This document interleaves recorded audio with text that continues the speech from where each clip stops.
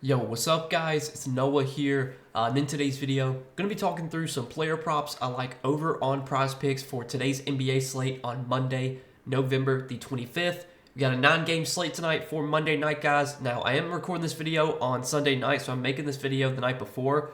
I have somewhere to be Monday morning, so I'm not going to be able to make a video Monday morning, so I wanted to go ahead and post one tonight, Sunday night, get it up the night before. I typically try to make my videos the night before, but sometimes I can't because there's just not a lot of props available. But luckily, we do have props up for 3 games already for Monday slate, and I have 2 early plays that I like, guys. So we're going to keep it simple, just roll with 2 plays for today. Got 2 picks. We're going to break down these 2 plays, and we're going to share why I like them. Now, before we do get started, make sure you guys hit that like button down below if you do enjoy these Prizepicks videos.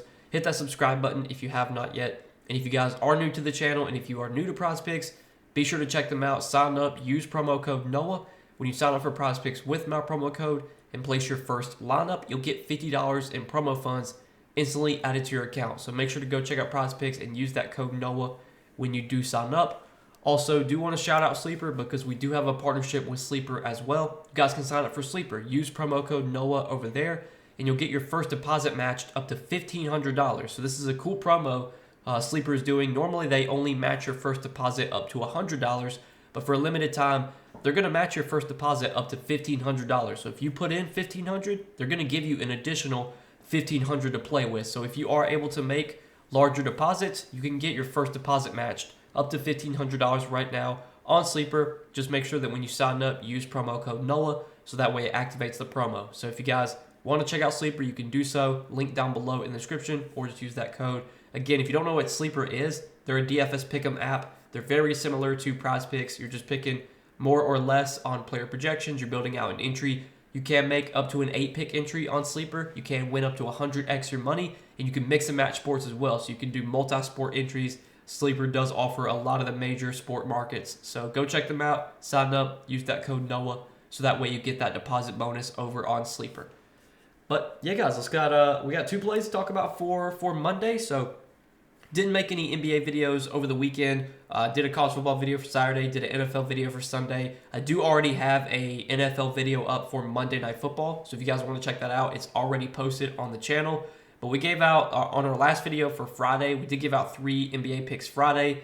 Went 2 and 3, like we've been doing a lot lately. 2 and 3, just can't get that full sweep. But we still had a decent day on Friday, hitting 2 of our 3 plays. Hopefully you guys were able to make some money. Let's try and start off the week right here with a little 2-0 sweep for Monday. So let's go ahead and talk through the plays I'm liking for Monday night. Again, making this video the night before, guys. So these are kind of some early plays I'm liking. First prop we're going to take a look at is going to be a rebounds plus assist prop. And I like Brandon Ingram for less than 12.5 rebounds plus assist. So the Pelicans have been very injury depleted this season. They've been missing a lot of key guys. DeJounte Murray has only played in 1 game this season. He's going to return soon, it looks like. He's listed as doubtful for Monday night, so he's not expected to play here, but it looks like DeJounte Murray going to be back soon. Zion Williamson, he remains out. I think he's going to be out. I'm not exactly sure how long he's going to be out, but he's still out. But they do have Trey Murphy back. Also, CJ McCollum is listed as questionable for this game, so there's a good chance that CJ McCollum is able to play. He went through a full practice on Saturday. He was able to do a full contact practice on Saturday, and reports are saying that he hopes to play for this game. So if CJ McCollum comes back, obviously that takes away, that's going to take away some ball handling from Brandon Ingram. So his assist numbers are probably likely to take a hit here if McCollum comes back. And then rebounding wise, so far this season in terms of rebounding, Brandon Ingram has not been like super aggressive on the boards. He's only averaging in terms of rebound chances per game, he's only averaging 9.8 rebound chances per game and 5.8 rebounds per game. He's typically been a guy throughout his career that averages like anywhere from 5 to 6 rebounds per game. And even if you look at like his last 5 games, which have been like without Zion, he's still only averaging 8.3 rebound chances per game. So his rebound chances per game lately have actually gone down. You've actually seen Yves Missy, JRE, Jeremiah Robinson Earl, Daniel Tice, those have been the guys getting a lot of the rebound chances. It's not really been Brandon Ingram. Trey Murphy has come back and he's been rebounding a decent amount. He's had 9 rebound chances. So you've got guys out there that'll rebound the ball where it's not Ingram, soaking up all the rebounds. And then when it comes to assists, again, Ingram this season in terms of assists, he's only averaging 5.4 assists per game. He's averaging 9.8 potential assists per game. Even if CJ McCollum doesn't play here, the Pelicans did go out and sign Elfrid Payton, and Elfrid Payton's a guy that can handle the ball. He's a point guard that can facilitate. He's averaging 11 potential assists through his first 2 games with the Pelicans, and if Elfrid Payton continues to start at point guard, it's either going to be Elfrid Payton or CJ McCollum, whichever one plays. If McCollum plays, he's going to start most likely. If he doesn't, then it'll be Elfrid Payton that starts. But either way, those are 2 guys that can handle the ball, that can take away assist opportunities from Brandon Ingram. And you look at this line of 12.5. Ingram he's only gone over this line 4 times this season, so he's gone under this in all but 4 games. He's played, he's played 16 games this season. He's under this line in 12 out of 16 games. Now, sure, one of the games where he did go over was against the Pacers, which is what this matchup is. Maybe that's why this line is a little bit higher on Ingram, is because of the matchup against the Pacers. The Pacers do play really fast. So obviously when you play fast, there's just going to be more opportunity to get rebounds, more opportunity to get assists. But just looking through Ingram's game log this season, I mean, he's not been a guy that's been able to go over this 12.5 RA line. He's gone under it in most of his games this season, pretty much all but 4. You look at as of late, like over his last 10 games or so, last 10 games, he's gone under this line, I believe 8 out of 10. He went over against Brooklyn, had 14 RA, and then he went over against Denver, had 16. But 8 out of his last 10 games, he's under this RA line. Plus, you got the chance that CJ McCollum comes back tonight. Like, there's just enough holes that I can poke here in this spot for Brandon Ingram to make me like this under on 12.5 rebounds plus assists. So that's going to be our first prop for Monday night. And then the next prop I like is a points prop, and we're going to look at another under here. I like OG Anunoby for less, under or less than 18.5 points. So do want to mention that the Knicks today might be without Karl-Anthony Towns. We'll have to pay attention to the injury report. Karl-Anthony Towns listed as questionable with a calf injury. I believe Karl-Anthony Towns was questionable earlier last week with I think he had a knee injury, and he actually did wind up sitting in a game with a knee injury. Cat has historically been a player, though, that has been pretty durable, that has been able to play through injuries. I'm assuming Cat plays on Monday night, but I'm not super confident in that. It does obviously, when you have a star player questionable and you're taking an under on a guy from that team, it's a little bit tricky, because if Cat does get ruled out, this line on OG Anunoby might go up to 19 or 19.5. I don't see it going up more than that, though. I would be very surprised if it goes up over 20.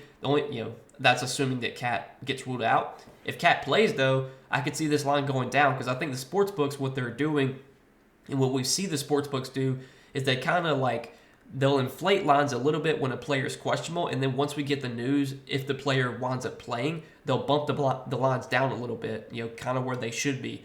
Right now, I feel like all the Knicks props are just a little bit inflated, just because of the news that Cat might not play this game. But if Cat winds up playing, I think a lot of these Knicks props are going to go down probably a point. I definitely think OG's points prop probably goes down to 17.5 if Cat plays today.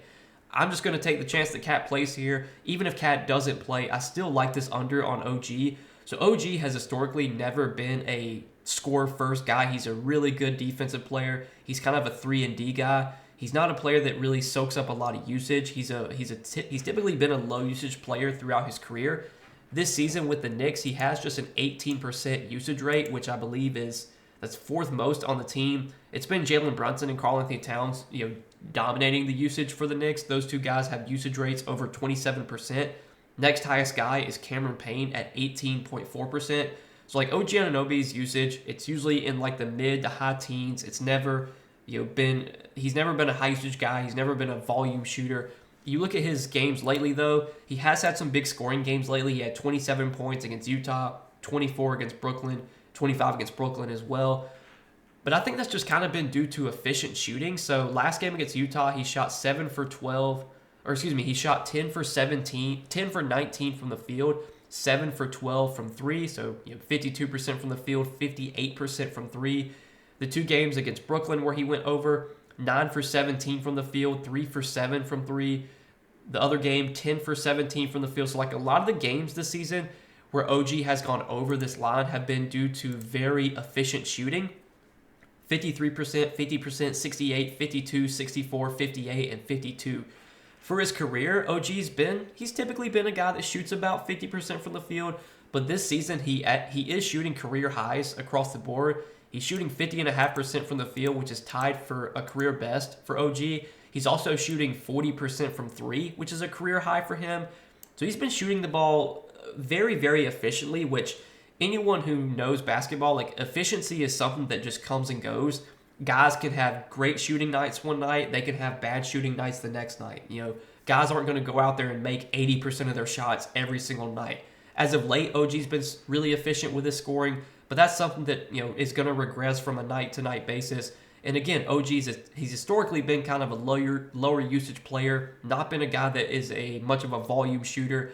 He typically averages like anywhere from maybe 12 to 14 shot attempts per game. This season, he's only averaging 13 field goal attempts per game. So I think as long as OG doesn't go out there and shoot like 60% from the field and 60% from three, we got a pretty good chance of him going under this points prop because he's not a volume shooter. He's not going to go out there and take 20 shots. Even if Karl-Anthony Towns gets ruled out, that's probably just going to mean more usage for Jalen Brunson. I don't know if it really means more usage for OG Anunoby just because he's not really a guy that soaks up a lot of usage. And if you look at OG's game log this season, and if you look at the games where he has gone over this points prop, a lot of those games have been really good matchups. Utah, great matchup. Brooklyn, really good matchup. Indy, great matchup. Brooklyn, Philly, Houston, Detroit. So of the 7 games six or seven. Seven. So of the 7 games where OG has gone over this points prop, I believe 4 of those 7 games were against teams that rank bottom 10 in defensive rating. Utah ranks 26, Brooklyn ranks 25th. The Sixers, they rank 18th, so they're not quite bottom 10. And then who's the other team? Let's see. He also went under against the Pacers. The Pacers last season were pretty bad defensively. This season they ranked 23rd in defensive rating. Now they're going to face the Nuggets. The Nuggets defensively this year have just kind of been slightly above average. They rank 12th in defensive rating. They have Nikola Jokic back though, which should obviously help their defense overall. Plus, I think there's a possibility that we might see OG Anunoby guard Nikola Jokic in this matchup, which is something that you wouldn't think because OG Anunoby's kind of a forward, he's a wing, but we've seen OG guard centers plenty throughout his career. You put Karl-Anthony Towns on you put Karl-Anthony Towns on Jokic, that brings a lot of foul trouble risk. I don't know if you want to put that foul trouble risk on Cat. So I think there's a chance you're going to see OG guard Jokic a little bit in this game, which obviously could bring foul trouble risk for him, could wear him out a little bit. Just there's again enough holes I can poke here in this under on OG Anunoby. Even if Karl-Anthony Towns gets ruled out, I'm okay playing this at 18.5. And I think if Karl-Anthony Towns winds up playing, I think there's a very good chance this line will go down to probably 17.5. So I like that as our second prop for Monday. We're going to take OG Anunoby for less than 18.5 points. So 2 props, guys. We got 2 unders for this Monday slate. Brandon Ingram, less than 12.5 RA, and OG Anunoby, less than 18.5 points. So if you guys are going to tell me on these 2 picks for Monday, let's hit both these plays Monday night. Let's make some money on this slate, guys. As always, I do appreciate you guys watching these Prizepicks videos and supporting the Prizepicks content. Make sure you hit that like button down below. If you do enjoy these videos, make sure to hit that subscribe button as well. And again, if you guys are new to Prizepicks, if you don't have a Prizepicks account, be sure to sign up and use promo code NOAH. When you place your first lineup, you'll get $50 in promo funds instantly added to your account. Place a $5 lineup, get $50 instantly. That promo is available on Prizepicks when you sign up and use code NOAH. So go check them out, guys. And again, use that code as sign up. But good luck tonight. Thanks for watching. Let's make some money, and I will see you guys in the next video.